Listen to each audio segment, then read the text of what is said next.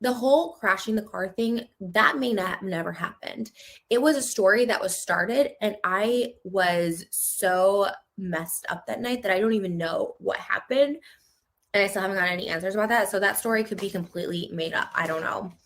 And I don't really like even talking about it because I don't get answers from it. And the person who started that needs to clarify that because I don't even think that happened.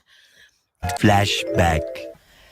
I just don't remember, and that's really scary and really sad. So, She is trying to act like she blacked out and doesn't remember what happened because she was on drugs. And Trisha, I call bullshit. I don't think your so-called blackouts that you claim to have are even real. It's an excuse for your behavior. And I know for a fact you are lying in the present time about not remembering. I want to reiterate, I have been sober since May 9th. No drugs, alcohol, painkillers, nothing.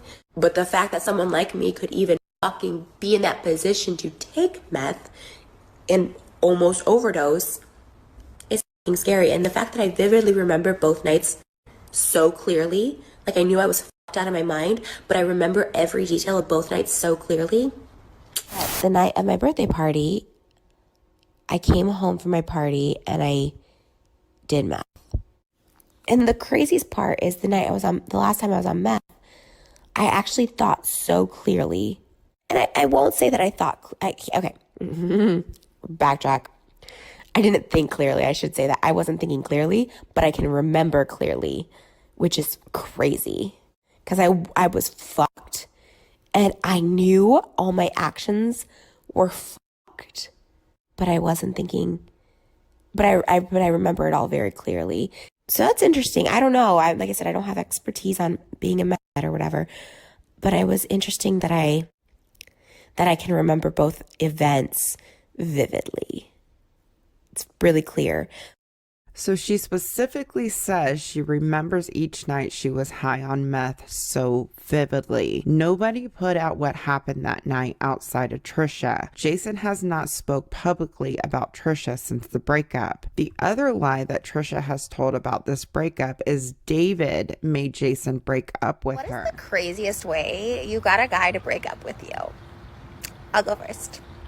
I got super high on crystal rocks and I crashed my pink G-Wagon into his living room, giving him no choice but to block me. And you did drive your car high on meth. But no one knew that. That wasn't like a public thing. That was 3 months after the event. No, it wasn't like I made that because public. once you drive, I'm just with peace and love. Once you drive your car high on meth into someone's house, it's hard to take them seriously. Yeah, but that was 3 months after my first mental health. That was mental hospital study. That was like the new fun internet buzzword. People who actually experience mania tell me the craziest shit. So besides from the obvious that you see online and on frenemies, and it is like an ugly side of being manic in a manic episode, one you didn't see was the reason my boyfriend blocked me a year and a half ago, which ultimately was the best for both of us.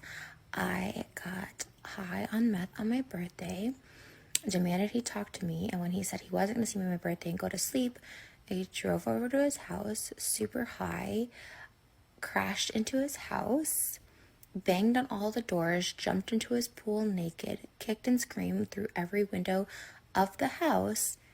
He got so scared after 3 hours, he left, and I chased him in my car to follow him and got in a car accident. It's not pretty, it's not funny, but it's real.